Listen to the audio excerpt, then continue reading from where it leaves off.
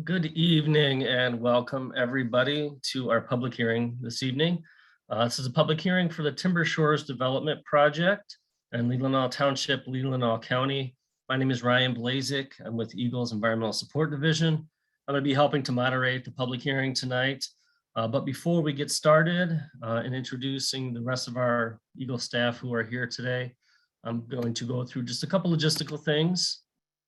This is kind of the agenda for the evening, kind of going through a brief introduction right now. And there's kind of going to be two parts to the public hearing tonight. There's going to be an informational session where there'll be a description and presentation on the project and the application. And that should be about 10 minutes or so. And then we'll go into a question and answer session where you have a chance to ask questions in our panel to answer questions on the project.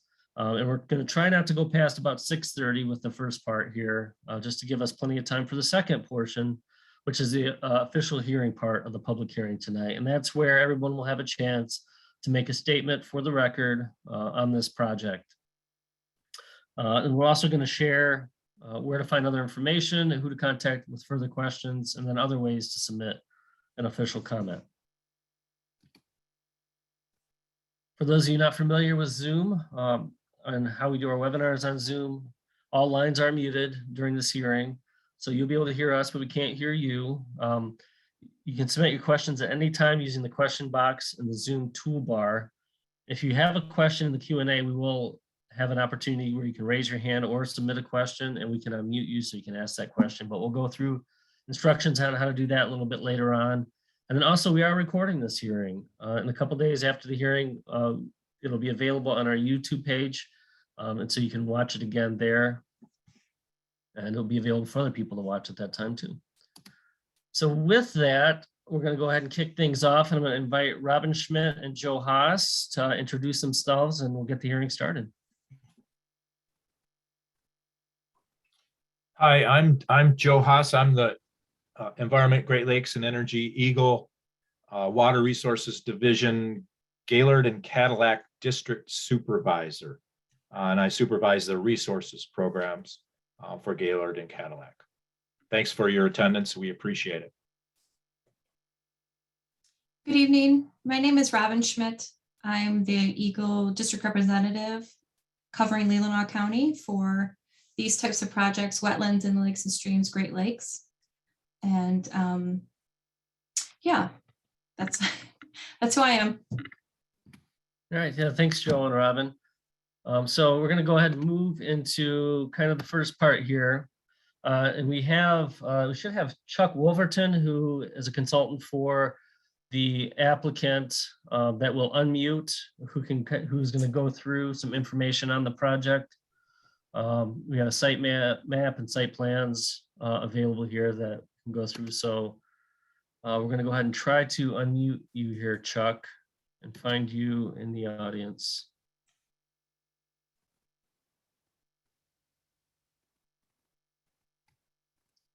All right, I think I've found you here. All right, Chuck, you should be able to unmute your microphone. All right, you got me now? Yep, we can all hear you. Yeah, thank you very much. So I have some slides here. I have the one I think you provided along with site map and site plans. If you just want me to just let me know to go back and forth with any of these, I can do that. All right, probably the only one that we'd like to have up is the one that shows the wetland, that one right there. Shows the easements that are proposed. So when I get to that part in my presentation, people will be able to see that. So okay. Do you want me to go ahead with a project description? Yeah, that would be fantastic. Okay. Well, as mentioned, my name is Charles Wolverton. My responsibilities on the Timber Shores project team include natural resources permitting. Thus, I'm the spokesman for the project tonight in this effort. Thank you for providing us the opportunity to provide this brief opening statement regarding the proposed Timber Shores Family RV Camping and Beach Resort. The Timber Shores project team is comprised of over 20 individuals including the ownership group, development coordinator, general manager for operations, civil engineers and surveyors, natural resource specialists, campground design and operation consultants, public relations and website social media consultants, and attorneys from 3 firms.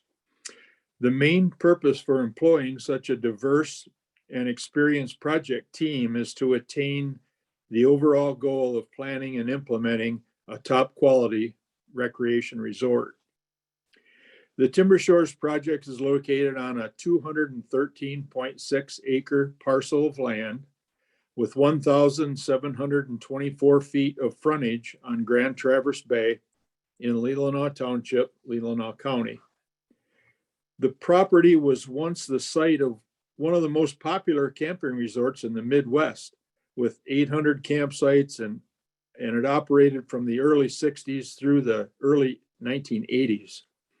The resort had significant infrastructure on the waterfront, including a large clubhouse, activities and maintenance buildings, outdoor and indoor pools, large sand beach, a boat basin with dockage, and an access channel in Grand Traverse Bay, tennis courts, large parking lots, and campsites in the interior portions of the property.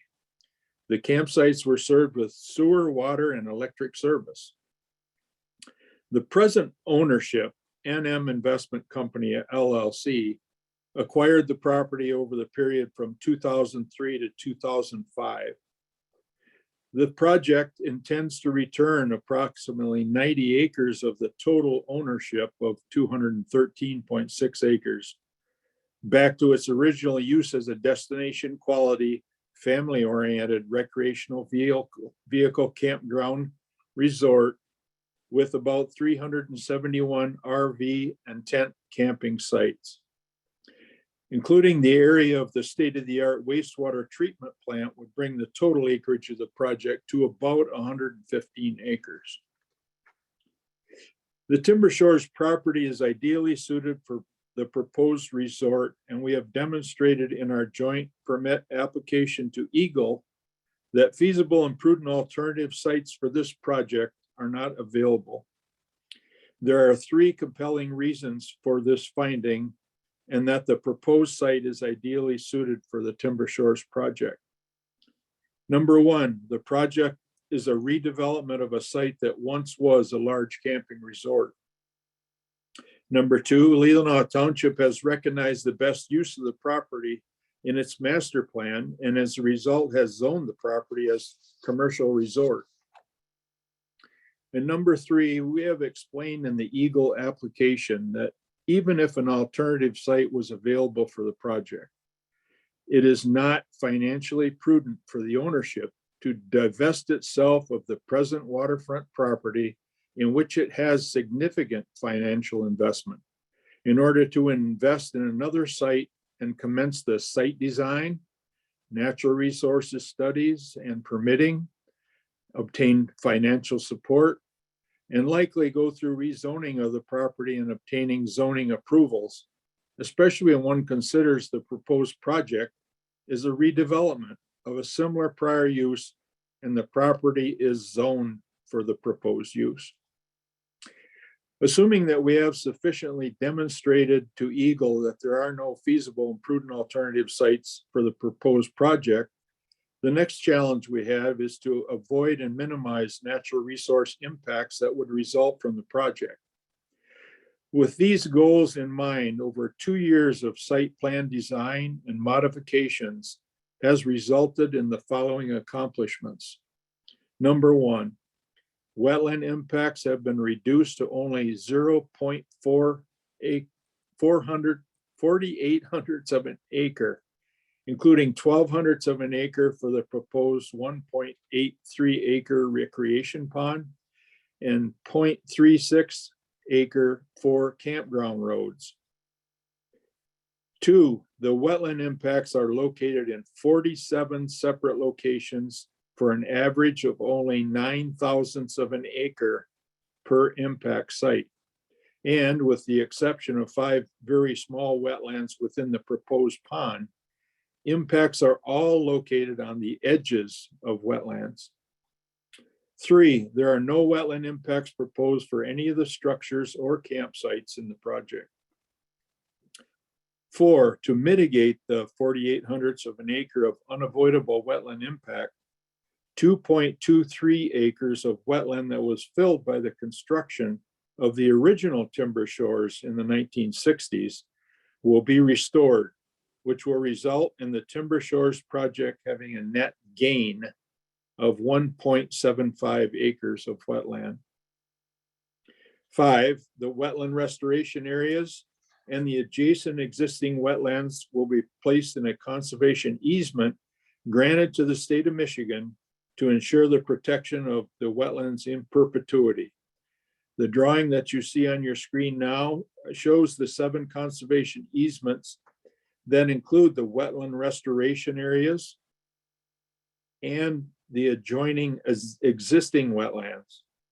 The total area within the proposed conservation easements is 7.33 acres and is comprised of the 2.23 acres of restored wetlands and 5.1 acres of existing wetlands.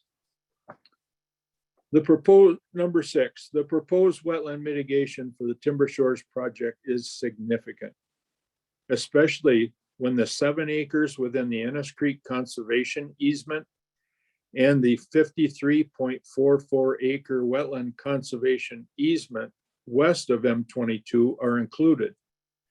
These latter 2 conservation easements were granted in 2006 as part of a permitted project that did not proceed.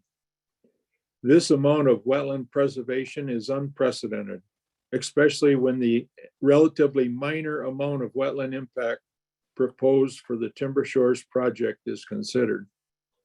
Number 7, 4 stream crossings are proposed for campground roads, none of which involve Ennis Creek. The stream crossings have been designed with arch culverts of adequate size to minimize impacts on stream habitat. Number 8, utility line crossings of streams will be directionally drilled to result in no surface impacts to the streams. 9, a protected species survey of the entire project site was contracted by the project ownership and was conducted by Barr Engineering Company of Grand Rapids, Michigan. The conclusion of the report states, I quote, based on visual observations of the available habitat and observation records by experienced ecological professionals, it is Barr's opinion that no protected species will be adversely affected by the proposed activities, end quote. Number 10, prior plans for the project included the floating recreation pods in Grand Traverse Bay. Due to concerns about public safety and in response to nearby landowner concerns, the floating recreation pods are now proposed in the recreation pond located about 600 feet inland from Grand Traverse Bay. And finally, number 11, but very importantly, the wastewater from the resort will be treated on site with a state-of-the-art treatment facility that will be constructed and operated under permits from Eagle. The effluent from the proposed wastewater treatment plant will be cleaner than typical residential septic systems. In summary, it's the applicant's position that the Timber Shores Family RV and Beach Resort meets the requirements of the pertinent parts of the Natural Resources and Environmental Protection Act as amended, and we respectfully request that a permit from Eagle be issued for the project. Thank you for the opportunity to provide this introduction. Yeah, thanks for the information, Charles. So with that, we're going to move on to the question and answer portion of tonight's meeting. So if you have a question, you'll see a toolbar at the bottom of your screen with a Q&A box. You can type your question in there, or you'll also see a virtual hand in Zoom, so you can raise your virtual hand and I can call on you and we'll unmute you so that you'll be able to ask your question, and then the appropriate party who's with us today can respond. So we'll give you a second to do that. Looks like we do have, I'll kind of go back and forth between the Q&A box and raised hands. And I should mention too, that if you're on the phone, we do have some phone-in callers. If you hit #2 on your phone, it'll raise your hand in Zoom, and then we'll be able to unmute you, and you'll be prompted to unmute yourself. So you can do Q&A box or raise your hand, and we'll call on you in turn. So with that, it looks like Dennis Turner has his hand raised, and so we'll unmute you here, Dennis. It looks like you're unmuted on our end.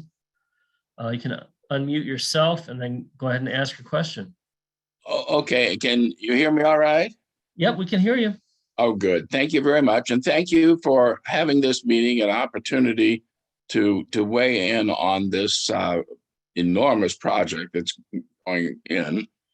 And there will be other people, I think, speaking to other concerns. The two that I want to address, one is this, as the recreational pond, and the fact that there will be hundreds of people using it and a lot of children. And I think all of us have experienced what happens when there's a lot of people in a pool, and that children often pee in the pool. And so that requires a circulation system and chlorine. This pond, as I understand it, doesn't have any of that. And that my concern is it will become a petri dish for bacteria and viruses, because there'll be no chlorine in it, I assume. And of course, if they put chlorine in it, that's another environmental issue. So that is one concern. The other concern is this request to remove these pilings that are out there. They have been there, and they have, if they're not planning to put in a marina and a harbor, then these pilings don't cause any concern at all. My concern is that the request and the process of removing the pilings will be the camel's nose under the tent. In other words, they will use the opportunity to take the pilings out to essentially dredge a new harbor there. So that is my other concern. So those are the two that I have. Thank you. Okay. Yep. And Dennis, just to clarify too, you will have a chance later on for the official hearing part, so where you'll be able to identify concerns. This is more if you have a question for the panelists related to the project.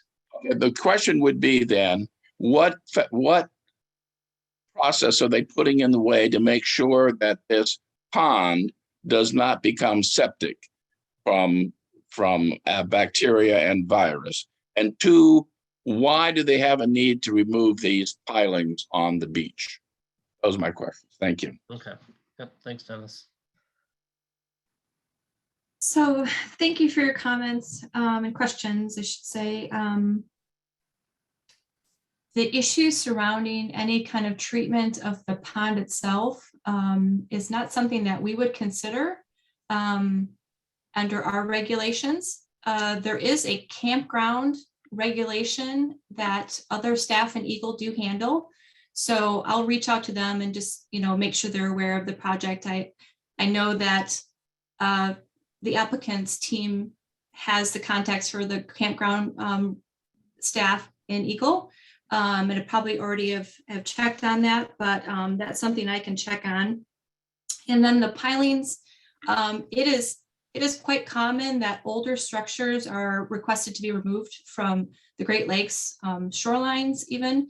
It's mostly a safety concern is what I receive, and that's what I understand is for this project. And I know that there's a question about what could come down the road, and we are handling the application that's proposed right now. And anything they would want to do in a regulated area in the future, they would also have to go through this process for us to review it. Thanks, Robin. It looks like we have another hand raised, and this time it's actually a phone-in caller. Last four digits 0217. So phone-in caller will unmute you on our end, and we should be able to hear you. Are you there? Yes, we are Susan and John Huskin. Can you hear us? Yep, we can hear you. You can go ahead and ask your question. Yes, thank you so much. We actually have 4 questions. Our first question is, will Eagle do a survey to identify the, Will Eagle do a survey to identify the actual amount of wetlands and to see what the impact the developer plans will have on the wetlands?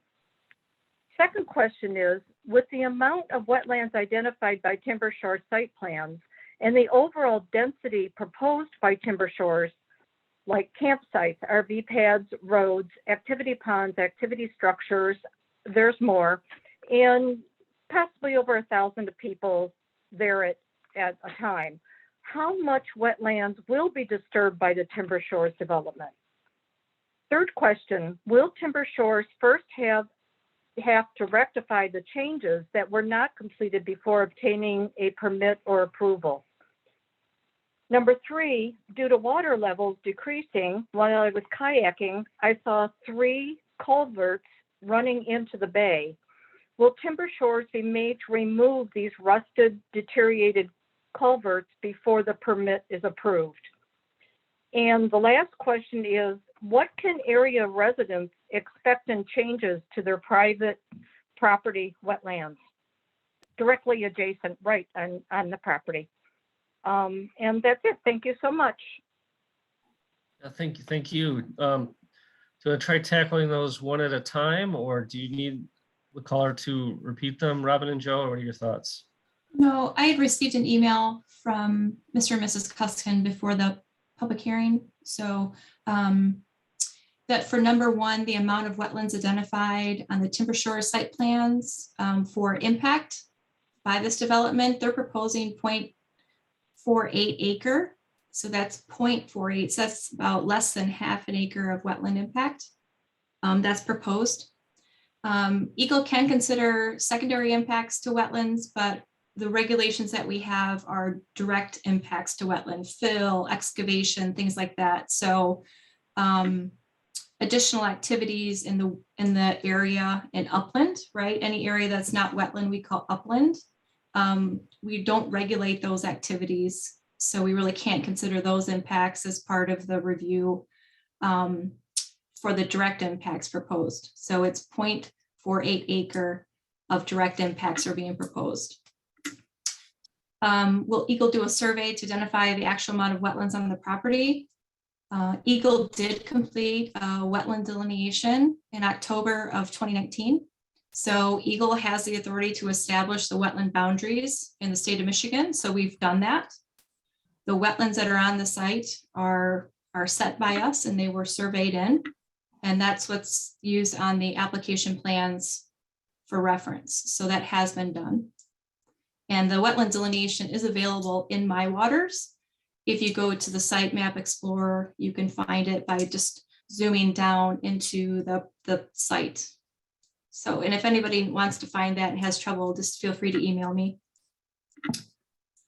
So the question regarding any past damage to wetlands, Eagle does not have any pending pending violations for this site. So if there's some more dialogue you would like to have on that, feel free to email me back or give me a call. Again, we don't have any outstanding violations for this site. Regarding the culverts, I think your concern was they were rusty and deteriorated. Eagle doesn't have the authority to go in and make someone remove a rusty culvert. The time that we potentially could have that discussion with the property owner is if the culvert had failed and was blocking stream flow or impacting stream flow, then we could potentially get involved. However, I will talk to the applicant and just see if there's any of those culverts that they've considered for replacement for the project. And then I guess for the last question that you had, what can the residents adjacent to Timber Shores expect changes with their wetland? Yeah, I'm not quite sure what the concern is. So the plan that's proposed has the impacts identified. So I'm not sure if you're concerned about water in the wetland or making your wetland wetter, or, yeah, I guess I don't have enough information to respond to that. So again, if the Huskins want to reach out to me via email or phone, I can certainly have that conversation with you. Yeah, thanks, Robin. I should also mention that towards the end of this presentation, we'll be sharing both Joe and Robin's contact information, how you can get a hold of them. So that information will be coming here shortly. I have another hand raised, David Brigham. We're going to unmute you on our end. It looks like you can unmute yourself and ask your question. Hello. Yep. We can hear you, David. My question, you created my question through this conversation. I'm imagining this high density of traffic in this small area, higher density than the village of Northport itself.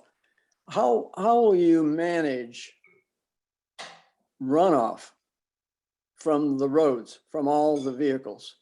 Where will all that grease and grime from the road, from the traffic go?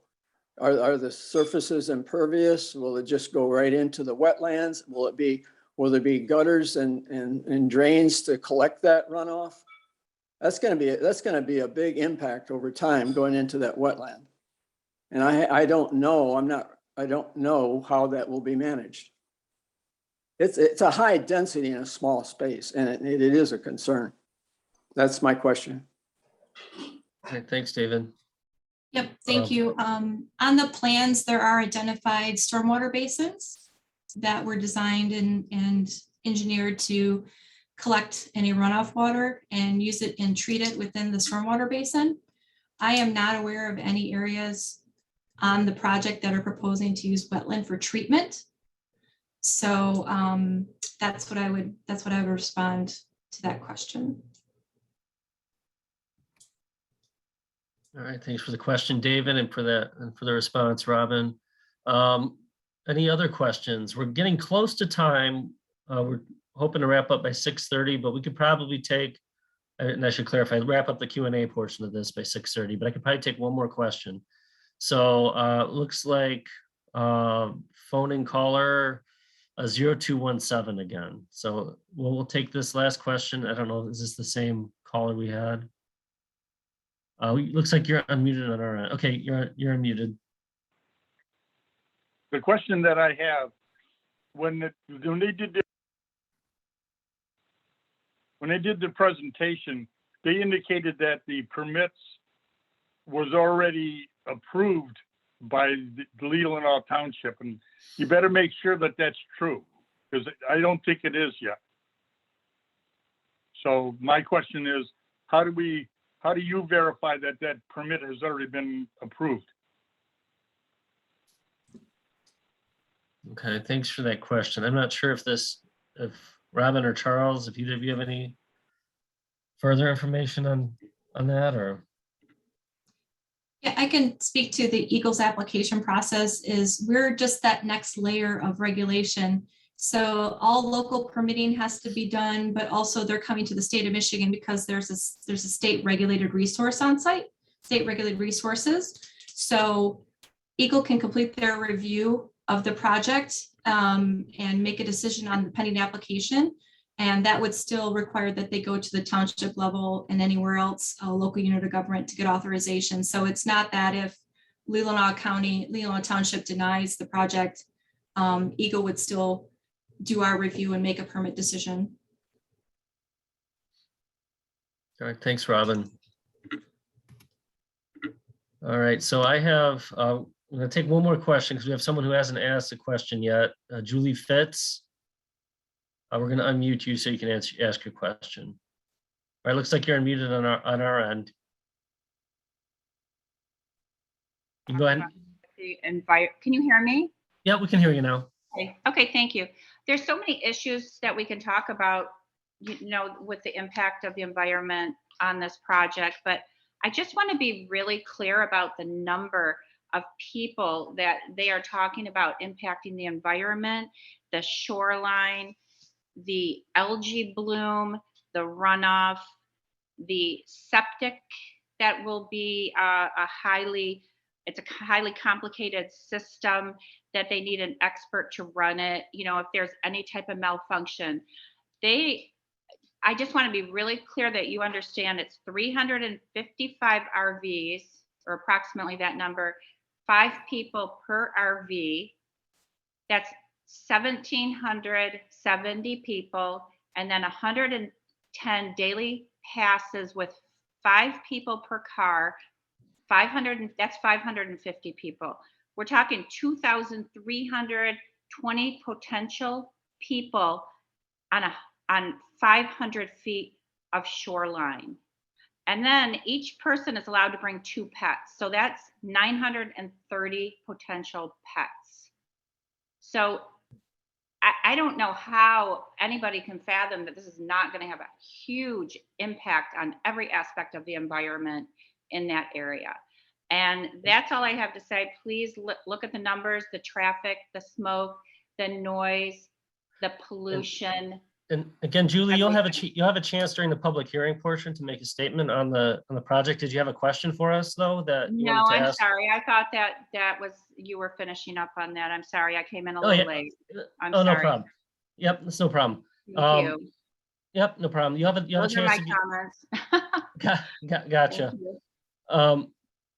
So we'll move on to the public hearing portion at this time then.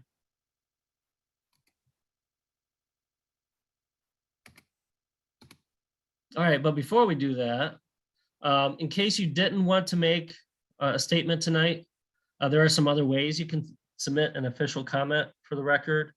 We have the My Waters link up here, which is also in the public notice.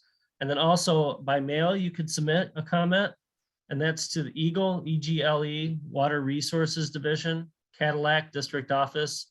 And that's at 120 West Chapin Street in Cadillac, Michigan, 49601. And the comment period after this public hearing will be open for 10 days, which is March 11th. And then we'll also share this after the hearing portion. So with that, we're going to go ahead and kick this hearing portion off. And with that, I'd like to invite Robin to read the opening statement for the hearing.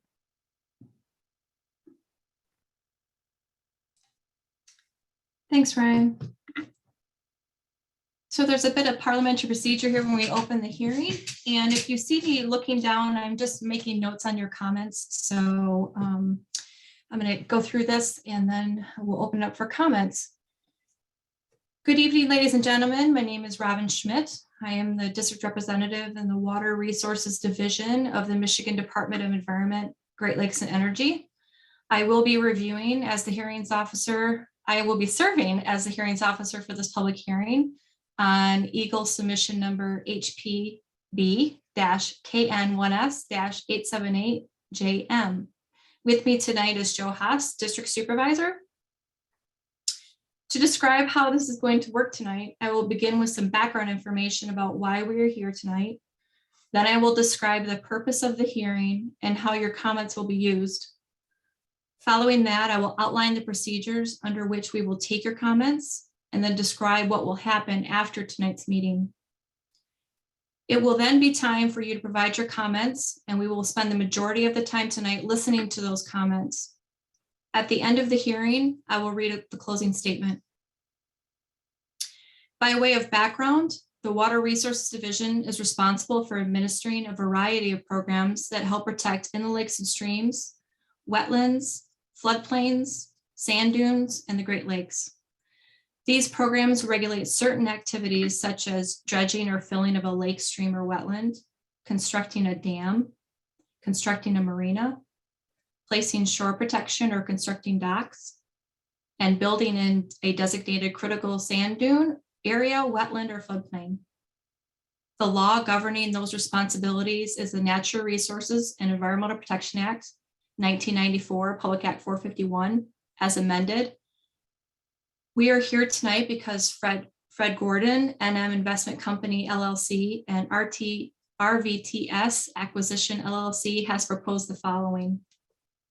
To impact approximately 0.48 acre of wetland, including boardwalks, expansion of roads and campsites, and installation of water equalization culverts.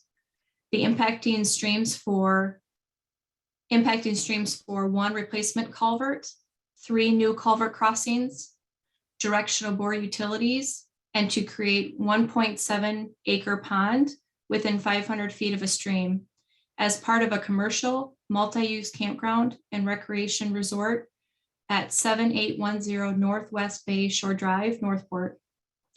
The applicant also proposes to remove 8 existing pilings from a basin on Grand Traverse Bay. The applicant proposes to restore 2.23 acres on site as wetland mitigation for the proposed impacts. In order for a permit to be granted, Eagle must find that the proposed activities described in the public notice meet certain criteria set by Part 301, Inland Lakes and Streams, Part 303, Wetlands Protection, and Part 325, Great Lakes Submerged Lands of Act 451. In general, we must consider the effect of the proposed project on streams, wetlands, and Great Lakes. When reviewing an application for permit under the provisions of Part 301 of Act 451, Eagle is charged to make the following considerations as required by Section 30106 and Rule 4. The department shall issue a permit if it finds that the structure or project will not adversely affect the public trust or riparian rights. And 2, the department shall not grant a permit if the proposed project or structure will unlawfully impair or destroy any waters or other natural resources of the state. When reviewing the application for permit under the provisions of Part 303 Wetlands Protection of Act 451, Eagle is charged to make the following indications as required by Section 303.11 of Part 303. A permit for an activity listed in Section 303.04 shall not be approved unless the department determines that the issuance of the permit is in the public interest, that the permit is necessary to realize the benefits derived from the activity, and that the activity is otherwise lawful. A permit shall not be issued unless it is shown that an unacceptable disruption will not result to the aquatic resources. And 2, a permit shall not be issued unless the applicant also shows either of the following. Subsection A, the proposed activity is primarily dependent upon being located in the wetland, and subsection B, a feasible and prudent alternative does not exist.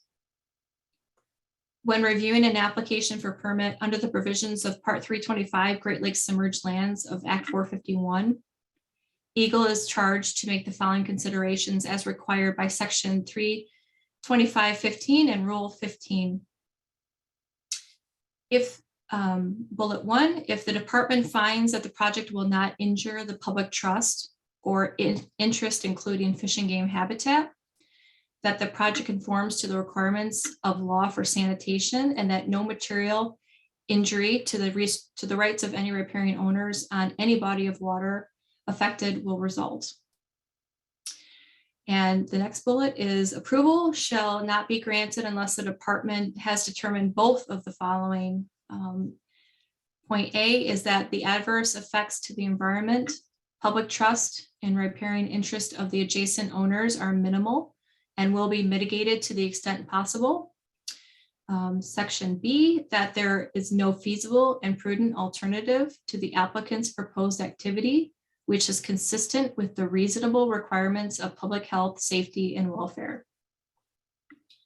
The purpose of tonight's hearing is to give anyone interested in the Fred Gordon NM Investment Company LLC and RVTS Acquisition LLC an opportunity to provide information that Eagle can use in making a decision whether or not to issue a permit.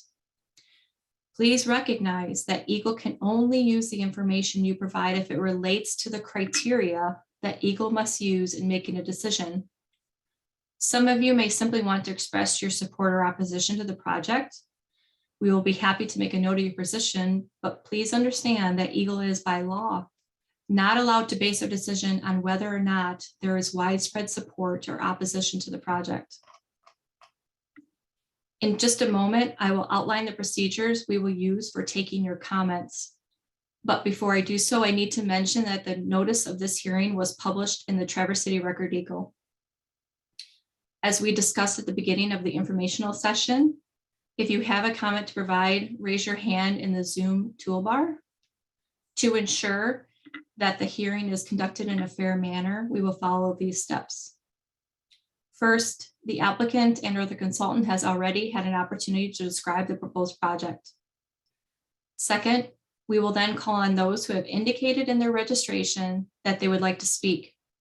After that, we will call on all those that have raised their hand in the Zoom toolbar that they would like to make a comment if they haven't been called already. As a reminder, if you are participating in this hearing via telephone only, follow the directions of the moderator on how to identify that you would like to make a comment. You may also submit your comments to Eagle via MyWaters, email, or US mail. When all of the comments have been completed, we will ask if anyone else would like to make a statement. When your name is called, your microphone will be unmuted. As you begin your comments, please state your name and any group or association you may represent. Each person will be given 4 minutes to make their comments. We will indicate to you when you have a minute left. Please begin wrapping up your comments and end within the allotted time. If need be, we will indicate when your time has ended. I ask that we all be courteous and respectful to each other tonight. Please also recognize that Eagle staff is here to provide a fair opportunity for you to express your comments on the proposed project and listen to those comments. This hearing is being recorded, and your comments will be part of the information Eagle will consider in making its decision on whether or not to issue a permit on the proposed project. The public comment period for this public hearing is open for 10 days from the date of this hearing, ending on March 11th, 2022. Additional information and comments submitted in writing during the 10-day public comment period will also be considered in Eagle's decision. Following the close of the public comment period, Eagle will make a decision to either issue a permit for the project as proposed or with modifications, or send a letter of denial. You may find out what the decision is by checking the Eagle MyWaters website and searching for the application number HPV HPB-KN1S-878JM. Thank you for your attention. We will begin calling the names of those who have indicated that they would like to make a statement. Yeah, thanks, Robin. Thanks for making the opening statement for the hearing. I have a list of 10 people who indicated that they wanted to make a comment in the registration. So we're just going to go down the list as they registered and indicated they want to make a comment. And then I'll also identify who's up next, just so that you have an idea that you're coming up. Then after I get through this list, like Robin had mentioned, if your name wasn't called, you can raise your virtual hand in Zoom, and then we'll go down. Everybody has 1 comment per person, please. And you have 4 minutes for your comment. And the first person, and then again, the other thing I wanted to mention is, as Robin had mentioned, please mention your name and if you have anyone you're affiliated with. The first person on my list is Thomas Ohemke. We're going to unmute you. And Thomas had contacted Eagle to request a little more time because Thomas is representing numerous people. And so we agreed, and we can give you 8 minutes, Thomas. Thank you. Can you hear me, Ryan? Yep, we can hear you. It's faint. All right, thank you. I'll Yep. try to speak loudly so that everyone can hear me. Thank you very much, Ryan and Yep. Robin and everyone else. I'd like to point out that as Julie Fitzid stated earlier, there are going to be 2,200 people per day occupying an 80-acre parcel with 500 feet of waterfront. 515 vehicles are going to be there, and the additional facilities of laundry and restroom and shower and restaurant and general store are going to add to the crowd. There is no way such a large number of people cannot negatively impact wetlands. there are at least 12 other activities that are going to be carried on this amusement park for kids, pedal path, mountain bikes, mini golf, gaga pits, trampolines. All of these will have a negative impact on the wetlands. It's going to be great fun for the kids, but that's going to be at the expense of the wetlands. Now, let's take a look at the shoreline and the bottomlands. There will be an unacceptable disruption to aquatic resources and to fish and game. As others said in the question and answer period, merely removing the 8 pilings is the beginning of a larger project for waterfront use. With 110 daily visitors, you can expect hundreds of jet skis, kayaks, stand-up paddle boards, sailboards, pedal boats that will negatively impact the bottomlands. In addition, there's talk of resanding 500 to 600 feet of shoreline. That was tried back in the 1970s.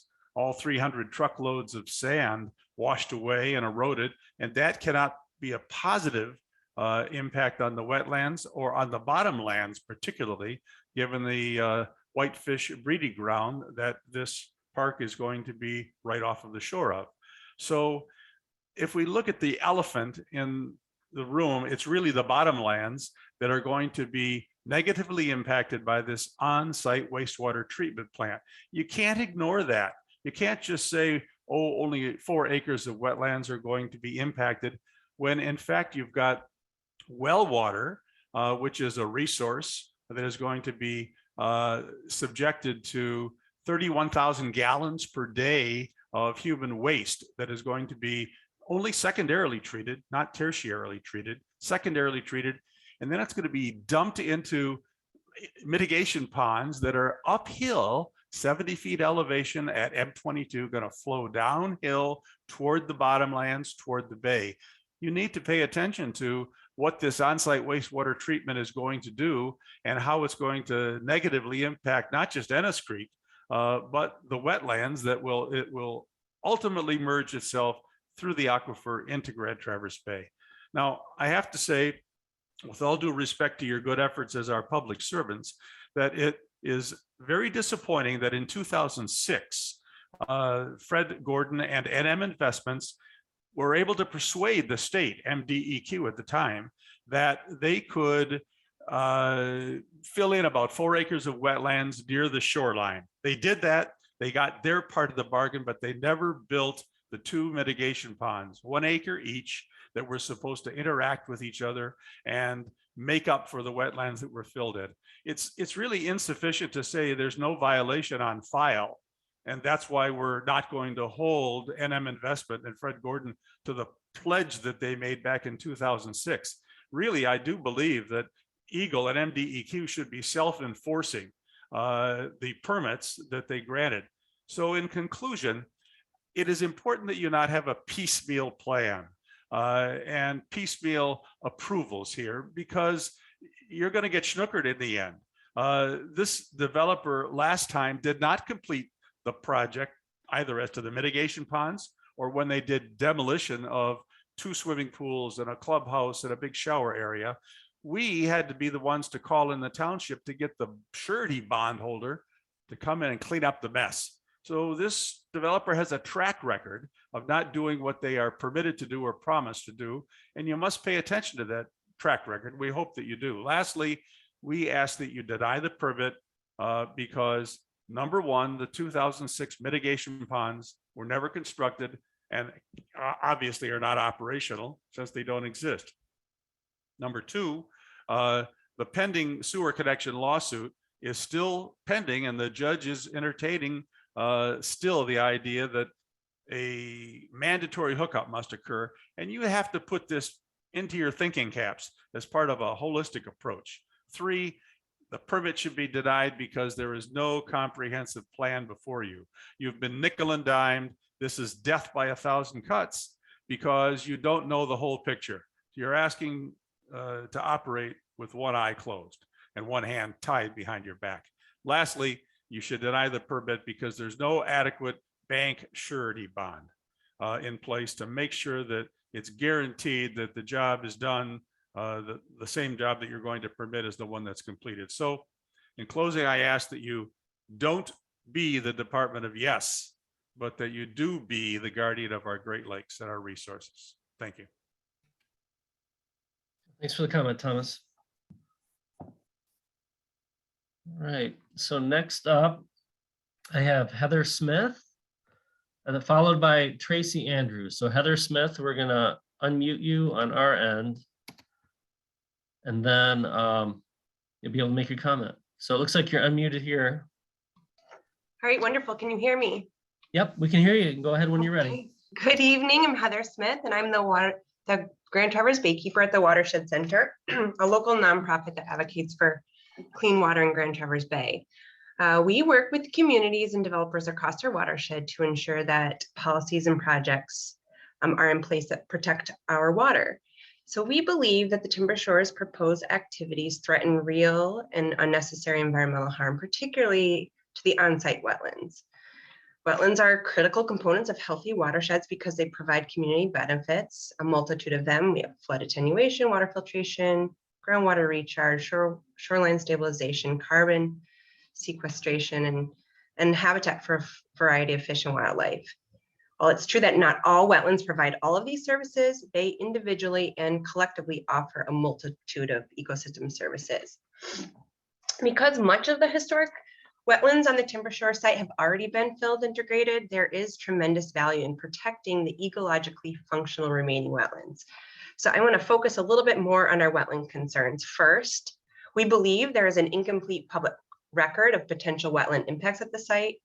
There is known significant historic fill at the site, as others had mentioned.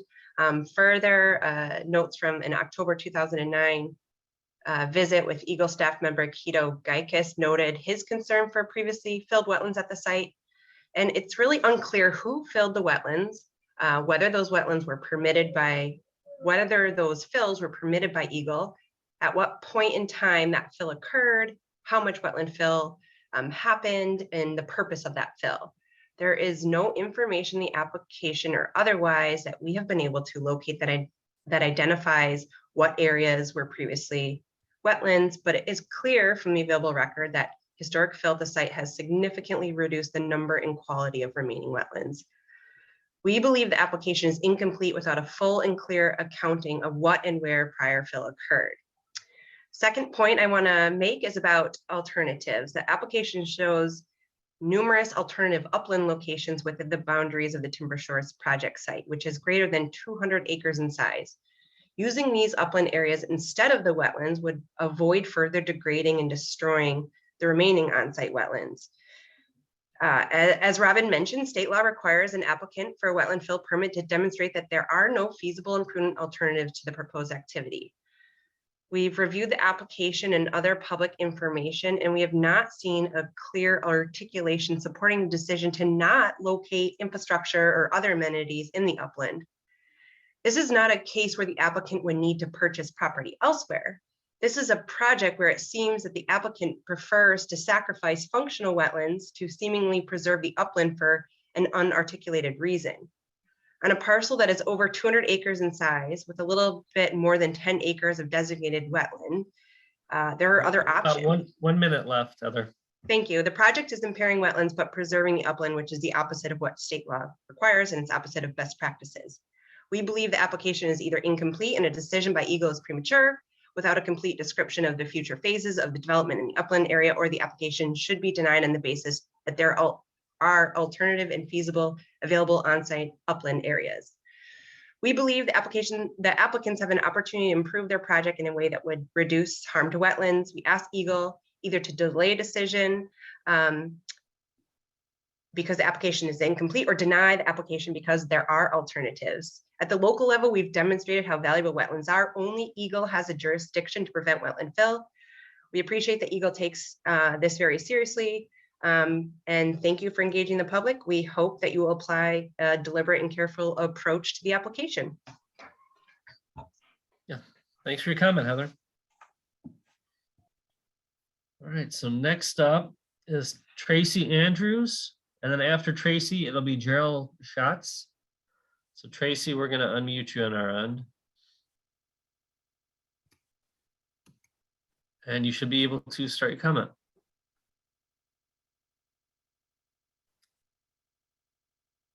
You there, Tracy?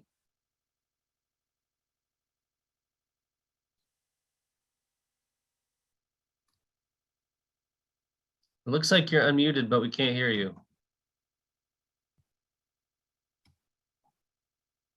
You might need to check your microphone settings.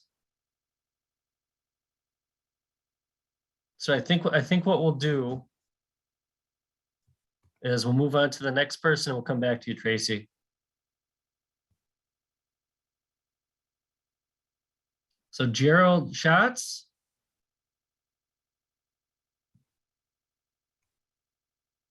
All right, you're unmuted on our end, Gerald. Okay, can you hear? Very good. Yep, we can hear you. A few things. First, as previous speakers have noted, this is not a one-shot project. This is a preliminary to a very large and ambitious project. And it will implicate not only the state's regulations, but also the federal interests in the Clean Water Act and in the Refuse Act.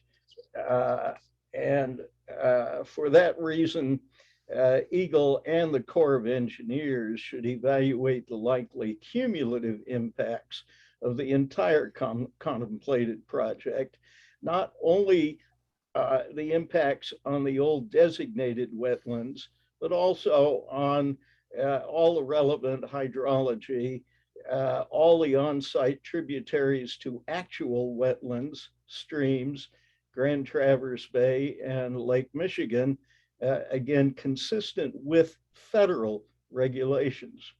2, Eagle should understand that the items in this permit are not a distinct project, and that this project will affect the waters of the United States. 3, because the pendency of this project has drawn a high level of interest from Leelanau Township residents and government agencies, the Corps of Engineers should undertake its own environmental impact study. This would be pursuant to the Council on Environmental Quality Regulations under the National Environmental Policy Act, because as the CEQ regulations say, when there's a high level of public interest, it's a problem that needs study. I am a resident of Leelanau Township and the village of Northport, both of which would be highly impacted by this project. I have no affiliations or representations of other people here. I speak for myself. Finally, as Heather said, the application does not consider alternatives in a way that the state requires that they be considered. The alternatives considered here were not more environmentally protective alternatives, but only go, no go. So thank you very much for your studied approach to this problem. And I appreciate your efforts. Thank you.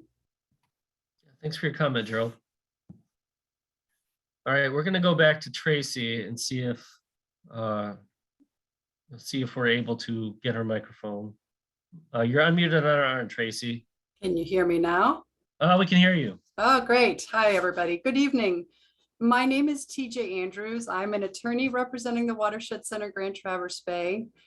Thank you for hosting this public hearing. I'm sure you appreciate that this community particularly values our environmentally sensitive areas, and we anticipate that Eagle likewise shares our interest in protecting these areas from further harm.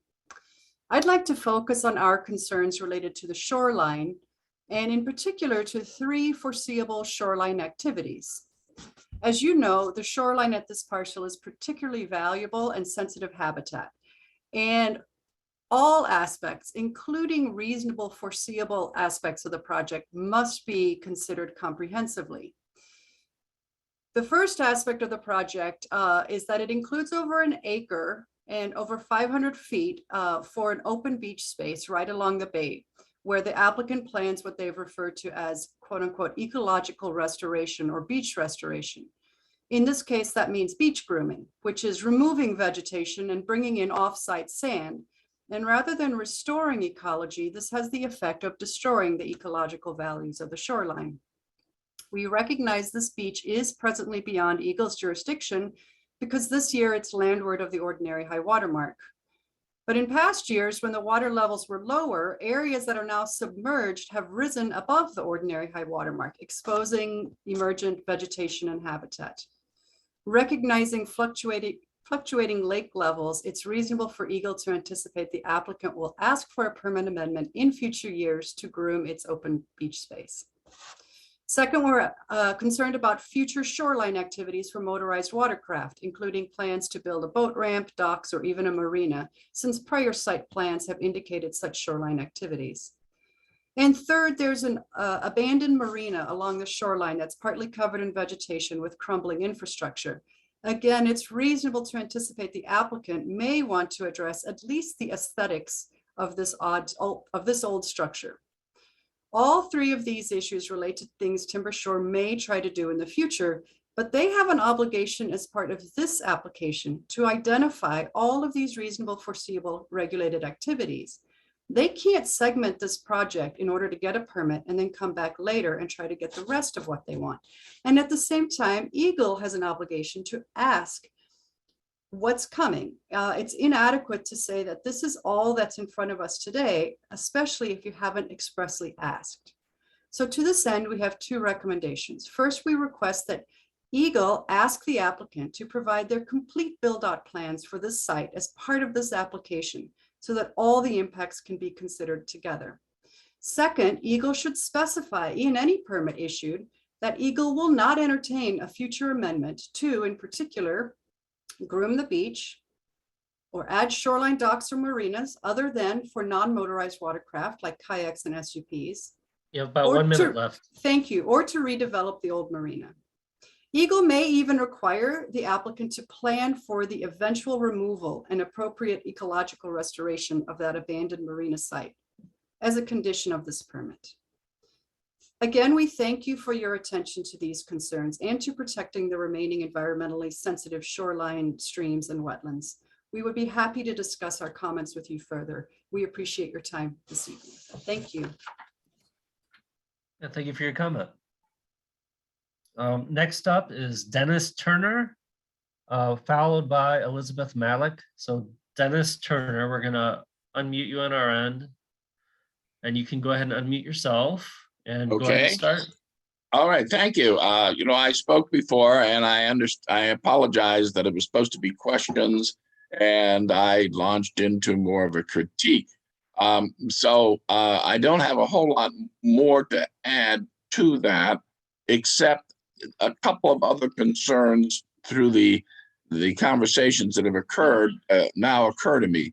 One is this: the response was that the developer has built in retaining kinds of facilities to deter or to prevent, I hope, any water washing off from RV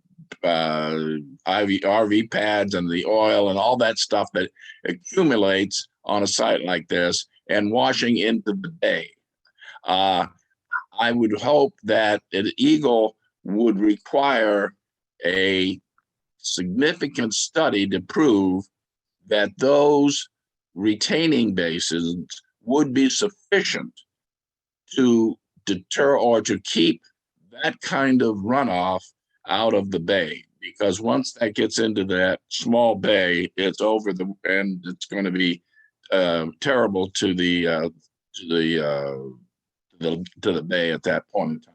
The other concern is those of us who live downhill from those retaining from the sewage treatment ponds have our wells directly in line from those retaining ponds. If there is seepage from those operations, from the huge amount of effluent that they're dealing with, that seepage is going to affect and drain down to our wells.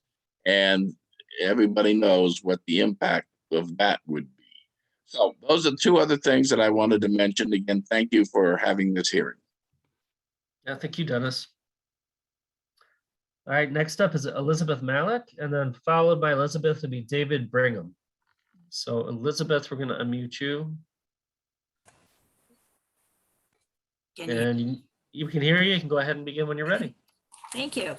Thank you for having this hearing. And I just want to say that as residents of Leelanau Township for over 45 years, we were here when the original small campsite, large geographic area, but small density was ongoing at Timber Shores. And we have, through the years, been involved with several concerns and have been very pleased with the results of the residents and the local officials trying to protect the environment and preserve the natural beauty of our small, fragile, ecologically sensitive area.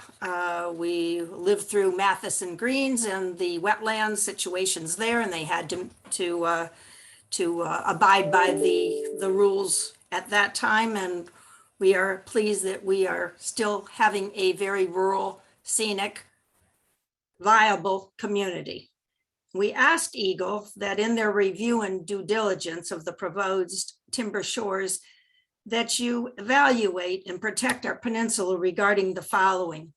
One is obviously the wetlands that everybody else has spoken of. We are very concerned about them and would ask Eagle to suggest to the developer that they look at moving these wetlands, instead of building through the wetlands, that they go to the upland area, as Heather mentioned. We're opposed to the filling of any wetland until all other feasible options are implemented. And there's two streams within the proposed development, Ennis Creek, which is a certified cold water trout stream with the conservation easement, which was mentioned. In addition, shoreline protection is very near and dear. And this developer, as others have mentioned, proposes to resand 500 feet of the site's 1,700 plus feet of shoreline. And we're against piecemeal development of the shoreline. As someone else mentioned, that the population of the township is around 2,042 people. If you take the almost 2,000 people proposed for this development, and you put them on a beach of 500 feet, that equates to about 4 people per foot on the shoreline. The third thing that we are very concerned with is the wastewater treatment. And the developer proposes an on-site treatment system rather than hooking up to the local municipal sewer. This development is going to double the population of the township, as it has been previously stated. And the risk of wastewater entering the groundwater, contaminating wells and the bay is a huge issue if they are not connected to the municipal sewer. That's a risk I'm not willing to take. About 1 minute left, Elizabeth. This proposed oversized development will have a lasting negative impact on our natural resources in environmentally sensitive lands. And we ask Eagle to do their due diligence, and as many of the very positive comments have been made tonight in that regard, we thank you and we ask that you deny this permit at this time. Thank you very much. Thanks for your comment. So next up is David Brigham, followed by Charles Wolverton. So David, we're going to unmute you. On our end, you can go ahead and unmute yourself and begin when you're ready. Here we go. My name is David Brigham. I'm speaking on behalf of the Leelanau Forum, a Michigan 501c nonprofit corporation that was established in 1987 The forum has been paying attention to this important ecosystem and the Ennis Creek watershed for at least 35 years.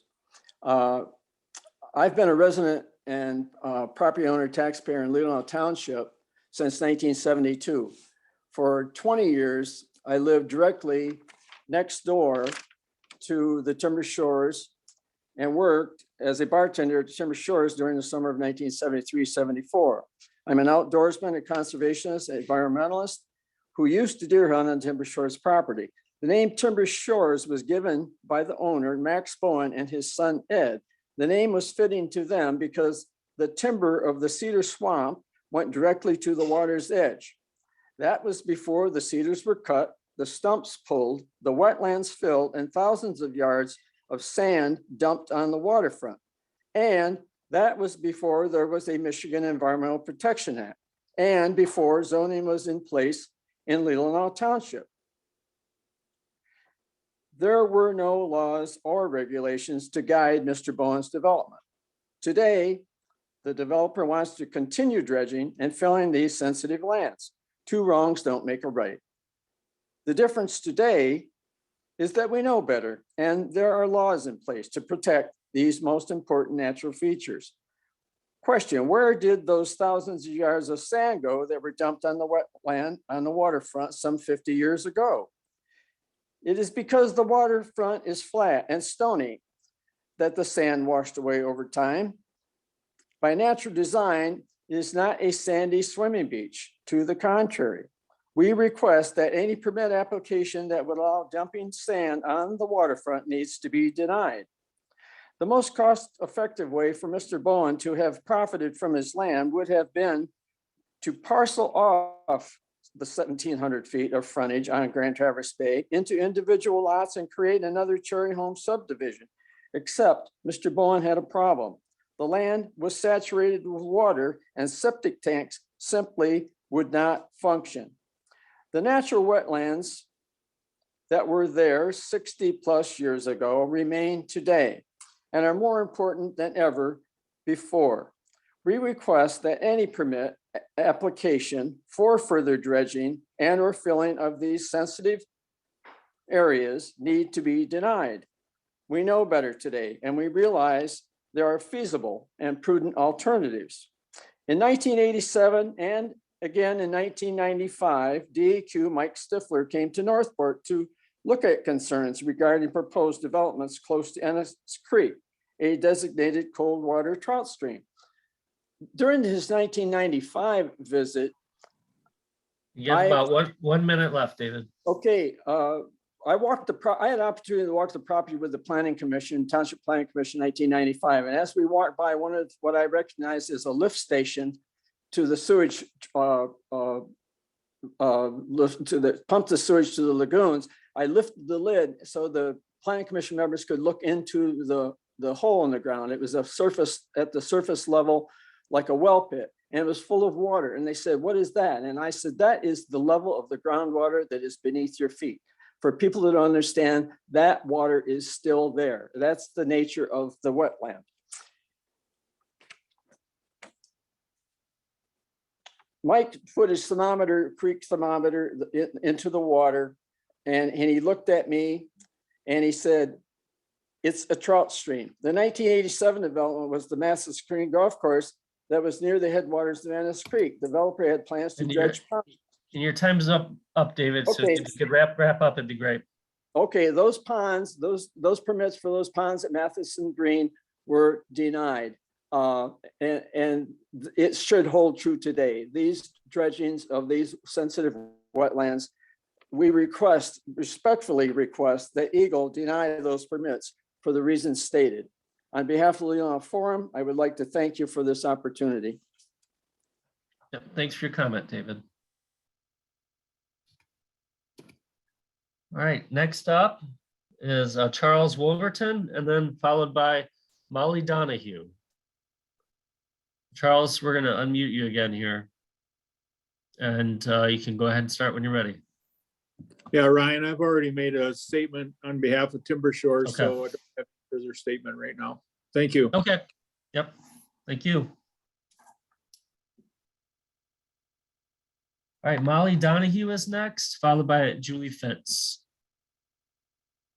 And you are unmuted on our end, Molly. You can go ahead and unmute yourself and begin when you're ready. Can you hear me? Yep, we can hear you. Hello, thank you. My name is Molly Donahue. I am born and raised Leelanau County. This is not a matter of opinion or who's right and who's wrong. It is simply truth that when we go in and disturb our wetlands and shorelines, they are never the same. And we do far more than just disturb them. We decimate them, we fill them, we pave them, we clear them, we develop along them. The effects are permanent to the land and to the water. There is no argument there. That is fact. Nothing beneficial for the land or the water or the wildlife comes out of developing on or near our waterways. We are, as a species, bit by bit, cut by cut, foot by foot, permit by permit, ruining our water supplies the world over again and again. Our most precious, valuable resource losing out daily to the never-ending demands of humanity. Our current behavior toward our water is aloof and reckless in nature, and it has to change. And you, Eagle, as an entity, hold the power to help change this behavior. Please, I am asking you today, really consider holding stronger and being bolder with your initiatives regarding our shorelines and our remaining invaluable wetland areas. At the end of this Timber Shores project, whatever it looks like, it will be, no matter how you plan it, the water that will suffer. And to claim that there is no impact to the wildlife or the water or the wetlands or the sands or the shoreline is laughable, especially at a project of this scale. Our waterway will never be the same. That land will never be the same ever. So I thank you for your time, and I hope you will take all of everything everybody has said into consideration. Thanks for your comment, Molly. Next up is Julie Fitz, and then after Julie, we're going to go to people who have their hands raised.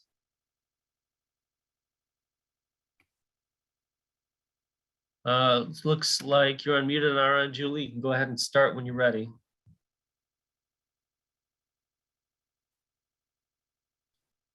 Oh, looks like you have to unmute on your end still.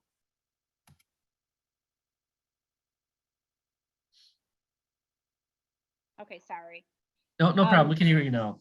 Okay, I made comments earlier, but my husband had an email that he had sent. Would it be acceptable for me to read that on his behalf since he's not available tonight?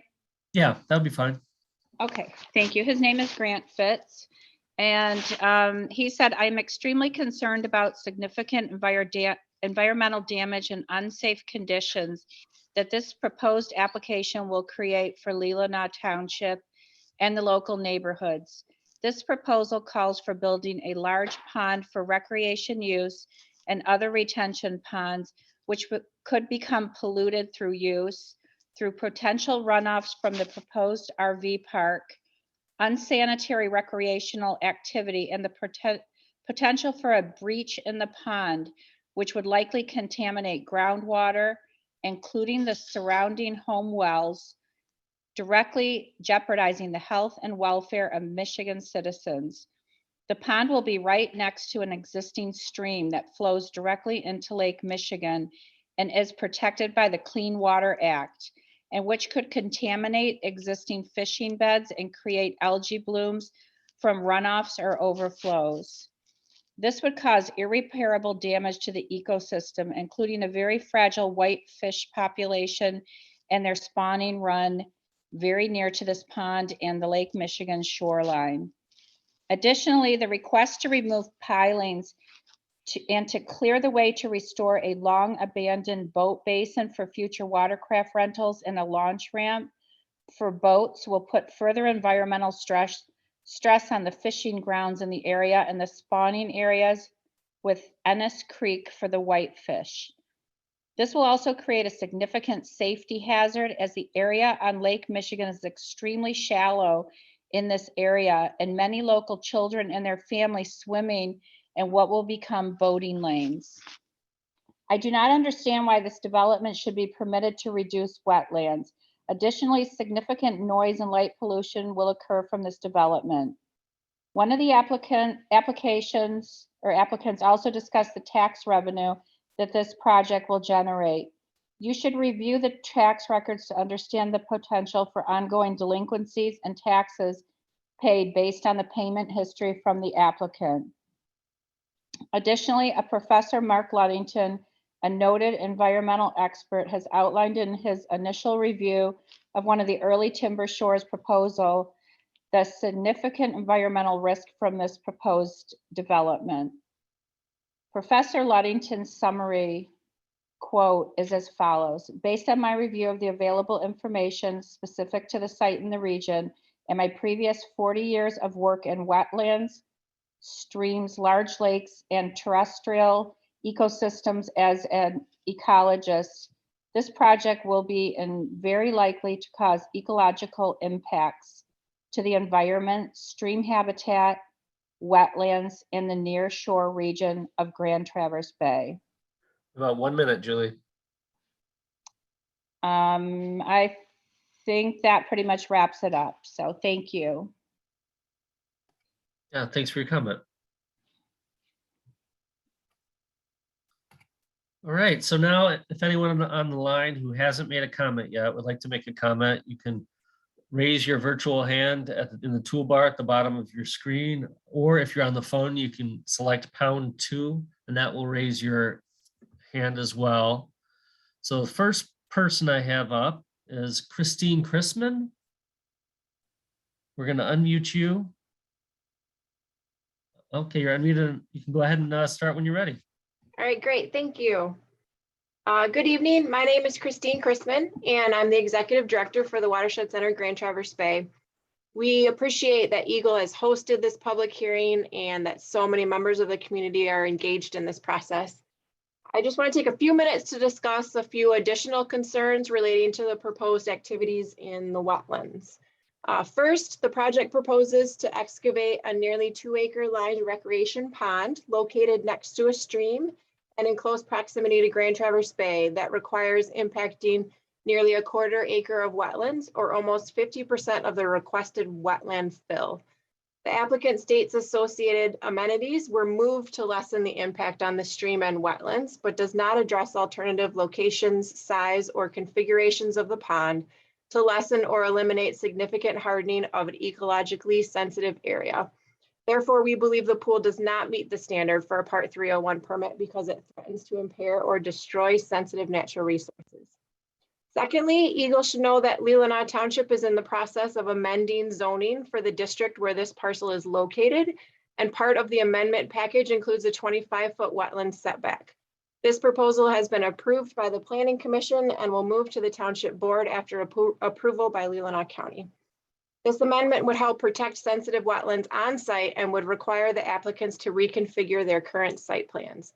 With township zoning in flux in a way that's relevant to this Eagle permit proposal, we believe it would be premature for Eagle to issue this application at this point. As the second largest wetland fill permit requested in the Grand Traverse Bay watershed over at least the last 5 years, this application deserves careful consideration. Wetlands provide numerous ecosystem and community services.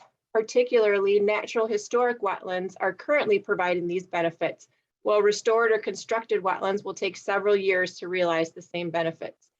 Recent discussions at the township have demonstrated the value this community places on local wetlands as part of a healthy community. Eagle is the only agency with the authority to prevent wetland fill, and I believe we have demonstrated the harm further filling and degrading wetland on this site would cause. Nearly 30% of the historic wetlands along the west shore of Grand Traverse Bay have been lost, with many more fragmented and functioning at a reduced capacity. This project does not need to add to that harm. The Watershed Center believes the applicants have an opportunity to improve their project in a way that would reduce the harm to wetlands and satisfy zoning. We ask that Eagle consider the incomplete nature of the application along with the township's potential zoning amendments and either delay a decision or deny the application. Thank you for your time and consideration. Thank you for your comment. All right, so next up, I have a phone-in caller with the last four digits 0217.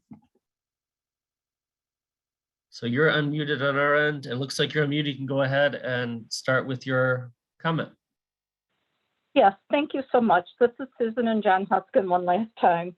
For 2.5 years, we have been very active in following the whole greater picture of this development.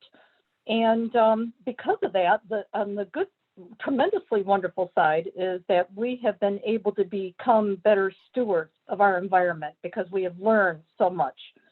I now know about invasive species. I know about native species for plant life, and wow, we have learned so much. In this year of 2022, in the time of extreme environmental concern, this project is absent of concern.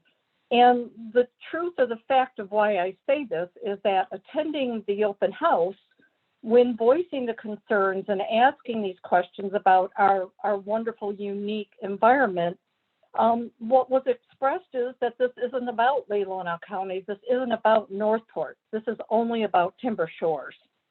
So there's no concern whatsoever about the environment for animals, humans, plants, land, or air.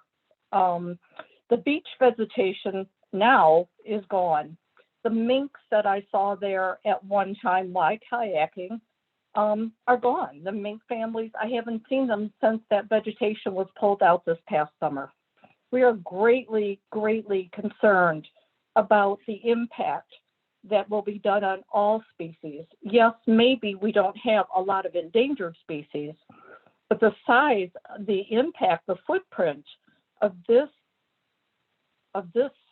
project would endanger all the species. There would be no room left for any native plants, for any species. The impacts on humans in our area is going to be campfires and smoke. And so anyway, that is it. I'm thankful that we've become much, much better stewards and we've learned a lot. So that's one of the really good positive things, but I guess it's creative and activist too. But these are the facts. These are things that we have experienced. So thank you everybody for your great comments and your great work. That's it.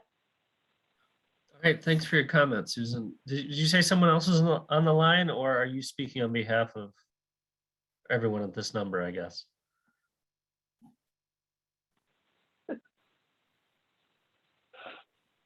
Oh, because you did it twice. I am so sorry. This happened to me because I'm doing it by phone and I'm not used to this. So Oh, no problem. I was just asking if someone else on the line wanted to make a statement too, or if this was the only statement. If there's somebody else on there that would also like to make a statement, then we could take their statement as well. Well, we live on, this is John Huskin. We live on Camp Haven, which is right across the street from the proposed development. And right now there's going to be 34 units right across the street, 100 feet off the road. And again, if you look at the environment, there's considerable amount when we have the plans that were proposed by Timber Shores, there are a considerable amount of wetlands in there that if you're going to put in roads, campsites, fire pits, you know, the noise environment, you got the campfires, you have, if they're going to fill in the beach, we have a predominant west wind, which is going to take that sand and put it right in the bay because that's the direction the wind is normally coming from. So, you know, to put that sand on the beach, it's just going to blow away.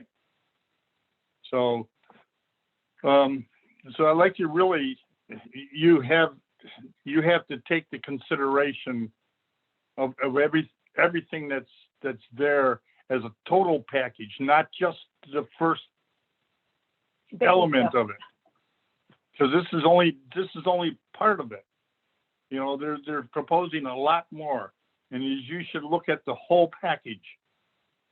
So, and that's the end of my comment. Thank you. Thank you. All right, so it looks like, is there anybody else who would like to make a comment? That is the last hand that I have raised at this point. We'll give it a couple seconds here in case there's anybody else on the line who would like to make a comment who has not made a comment already. And if there isn't, then we're gonna move on to closing out the public hearing, and then we'll provide some more information, contact information, and other ways to make a comment.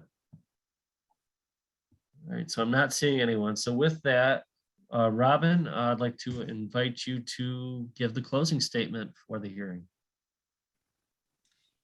Thank you for your comments and cooperation. We appreciate your interest in the proposed project and that you took time to be here tonight. As indicated at the beginning of the hearing, you may submit additional written comments until March 11th of 2022. Following the close of the public comment period, we will consider all of the comments received and make a decision on the proposed project. Just to remind those that may still want to make a comment, comments may be submitted via email, MyWaters, or US mail. The hearing is now closed. Thank you again. Yeah, thanks, Robin. And I have the other ways to submit an official comment on the screen, and they've been put in the chat as well. And for those on the phone, via MyWaters or by mail, and again, that's to Eagle Water Resources Division, Cadillac District Office, 120 West Chapin Street, that's CHAPIN, Cadillac, Michigan, 49601. Just like Robin said, it's going to close in 10 days, which is March 11th. So the last thing I want to put up here is who to contact with further questions. Robin Schmidt, who's on the line, an environmental quality analyst, and her phone number is 231-383-5952, or schmidtr1@michigan.gov for email. And then Joe Haas, who's the district supervisor, his phone number is 989-330-9252, or haasj1@michigan.gov as an email. And so with that, Joe, are there any closing comments that you would like to make tonight before we sign off? Yeah, I think I need to earn my keep here by at least saying something. Robin's done the heavy lifting, and as well as you, Ryan, and the participants of the in this hearing. I thank you all for being here. Public involvement in our decision making is, I think, essential to get the best decision making. The folks that have commented have taken the time to put together well-reasoned comments, and being an informed citizen and participating, again, is an important role. We certainly appreciate that. You folks know the resource out here the best. You live here, you recreate here, you see it daily. We live in the same general communities, but we don't have this firsthand knowledge that you have. So your comments are certainly appreciated. And I just want to say thanks for taking the time to be here this evening. Thank you. Thank you, Joe. Thanks, Robin, and for all of you for participating in this effort tonight. Hope you all have a great evening.